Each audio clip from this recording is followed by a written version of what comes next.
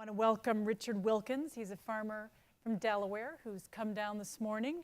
Can you just tell us a little bit about your farm? All day long we've been talking about soil and climate change and food, and here you are right in the ground level.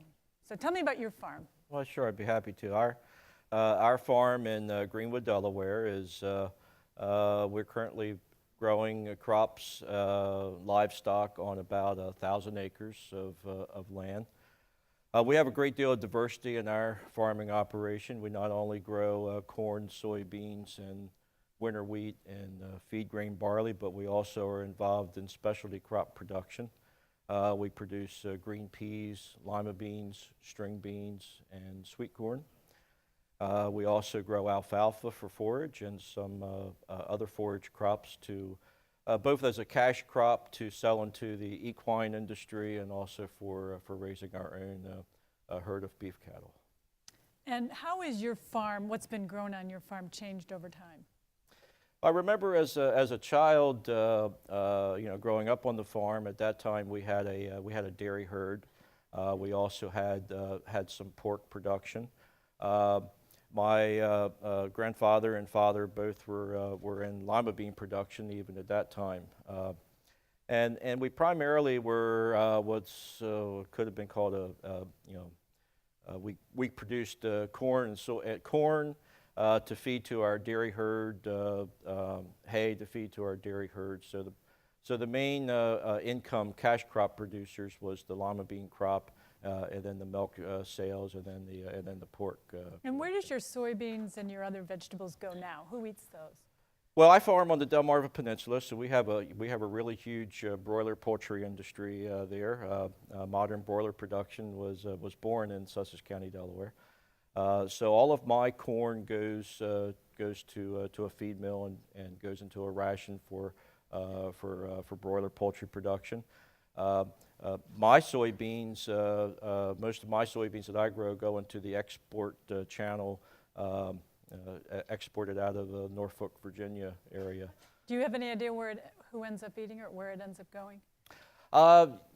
Yes, the company that we market through, they have a good export business in North African countries, sometimes in the European Union. Depending on, it's in the international trade. It's all a matter of what's the price per ton FOB the delivery point. So it's interesting. And so, we heard this morning that it's tough on farms. It's the wuss factor. They heard it, and that a lot of people think it's tough work. What do you think of that? Well, and the other thing that we heard earlier today was talking about how tough it is to get into farming. And, right. And I can just relate from a personal experience that my father had a small farm, relatively small farm, 100 acres, and he also worked a full-time job in town at the factory. And even though as much as I loved farming, he sat me down when I was before I graduated from high school and explained to me that he was not going to be able to give me anything, that he had to continue to make his livelihood off of that farm, and someday he would have to sell it in order to be able to retire. He told me, if you want to be a farmer, you're going to have to find some other way to do it. So after an extensive search of about 15 years, I finally found a mate that had the same goals as I had. And so we... Did you date by who would go into farming with you? Is that what you're saying? Yes, it was a discerning factor. Yes, but I was blessed to find a darling wife. We've been married for almost 26 years now, and we shared the same goals of wanting to be full-time farmers. We both worked professional jobs, full-time jobs, and did our farming at evenings and weekends and vacations. And so we made a lot of sacrifices in order to be able to raise the capital that was necessary in order to be able to make the down payment on our first farm. Do you like farming? Oh, I love farming. What do you like about it? Well, there's just so many rewards. I mean, from my early days, I guess my first exposure was I mentioned that we had pork on the farm. And if you're familiar with that, usually with every litter of pigs, there's one pig in the litter that's smaller.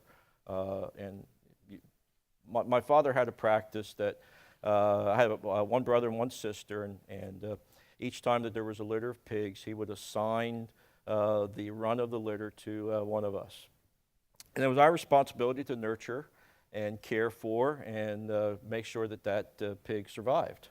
And if we were successful, then when that pig became market size and he sold the pig, then the proceeds from that went into our savings accounts for us to be able to use when we got older. And so it was that experience with caring for and nurturing, whether it was a pig or whether it was a calf or whether it was plants. In the field, you put the seed in the ground, the seed sprouts, the plant emerges, and you keep an eye on what the plant's doing.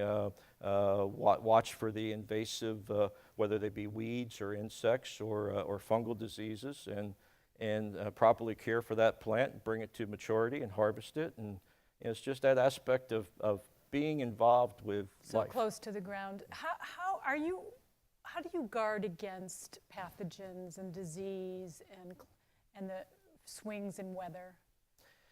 Well, I've always been a bit of a nonconformist. When I was studying at university, was very intrigued by the idea of what's known as integrated pest management, where you extensively scout your production fields, make a determination on what is the pests that are present, and what's the level of pest population that you can endure before it becomes economically feasible to apply the control measure.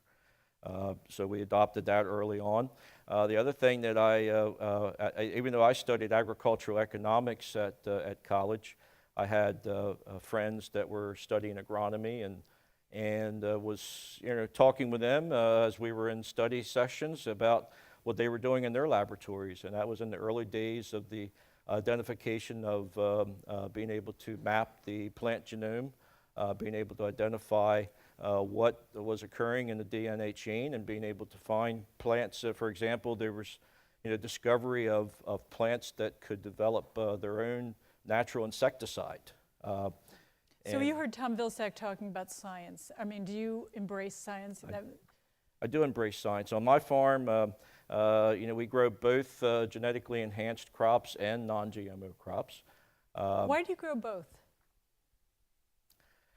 We grow both because we don't want to develop resistance to the science and technology that we do have available to us at our hands. There's nature. There's the possibility that things can evolve and become resistant to the control measure if you use that control measure too frequently and too often. So we exercise. We feel that with the specialty crops that we're producing, we're providing refuge that the insects that aren't going to be consuming the BT natural insecticide will migrate into those fields that are the non-GMO crops, and then we can control the insects using other means in those fields. We were a lot of talk today about the ugly vegetable or the non-grade A. Is this an issue at your farm? Well, the specialty crops that we produce are mechanically harvested and go through the food distribution system to be distributed through retail supermarkets. Is it a robot? What is it that harvests the specialty? It's a mechanical equipment that harvests. Depending upon the crop, there's different machines for harvesting different crops. And can they pick the best kind? Do they have a sensor on it that only picks the perfectly ripe, perfectly? That technology, it does exist. In the case of the crops that we're growing, no, the harvesting machines will basically strip all of the product. But then when it goes to the facility that grades it, there's actually, for example, for lima beans, we have to grow for what the consumer wants because we're business people, and And we are reliant upon the consumers purchasing our products. And so when a consumer opens up a bag of lima beans, they want every lima bean in that bag to be green. They don't want any brown or any white discoloration on those lima beans. So as the lima beans are going through the line, there's actually a color sensor that senses the amount of greenness that lima bean has. What happens to the less green? I'm glad that you asked that question. The ones that are less green or brown, the little puff of air shoots it off the production facility, and we actually have an agreement with the local lima bean plant that those discarded lima beans they bring back to us, and we ensile and ferment those lima beans and use them as a protein source for our beef cattle. It's wonderful. And so just one thing about labor, and when we're talking about mechanization, again, we heard from Secretary Vilsack about immigration reform and how critical it was on farms. Is labor an issue, and what do you think about immigration reform? Yes, agricultural labor, especially in the animal agriculture industry and the food processing industry, it's hard work, it's demanding work, and we're at a stage in the maturity of our society that many people that have been here for more than one generation believe that they are above doing that type of work. So the agriculture industry is extremely dependent upon a reliable and independent and an efficiently operating labor system. So would you like to see permanent immigration reform? Well, certainly as a subject that is in the forefront of policy right now. I really hope that we have good thinkers and good minds that can dialogue and can find a common ground and can find a way to be able to resolve this issue that's not going to be harmful to anybody. You should stick around in Washington. One quick question from Allison, and then we'll have to wrap. One quick question. So earlier today, I'm not sure who it was, someone described farmers as risk takers. So what are the risks that you're taking, and what weighs most on your mind? What are your biggest concerns? In the commercial sense, and agriculture is, as my macroeconomics professor tried to tell me that agriculture is the closest thing to pure competition that you'll ever find. And it is a very highly competitive industry, and as farmers are trying to update their machinery, making capital investments, in our industry we historically have had probably the lowest return on capital investment as any other industry in the country. So in order to spread that capital investment out, there's constantly farmers are competing with each other for more land and more land in order to be able to spread their cost out over greater units. So there's for example, I may be investing $800 or $900 an acre in producing a crop that in an average year may only give me $50 to $100 an acre of profit margin on that. So, so that's an extreme amount of risk that we're putting out there for what most factory production facilities would not even put out that much risk for that slim a margin. All day we've been talking about feeding the futures and talking about America's role in helping the world feed itself. Do you feel as a farmer that you're feeding part of the world? Well, I know that as a soybean farmer, I'm feeding a substantial part of the world because nearly 60% of the soybeans that are produced in the United States are exported primarily to China, but to other countries around the world that want good quality vegetable oil and protein.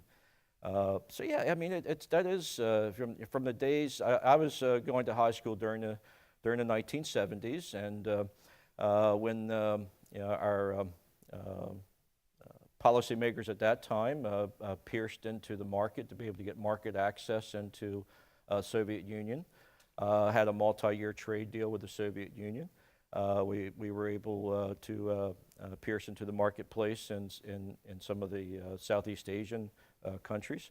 And yes, I mean, it is a great deal of satisfaction knowing that that what I'm doing and producing, food, feed, and fuel that's being able to be used around the world to help help developing nations to be able to build a stronger workforce and be able to help themselves to be able to better themselves.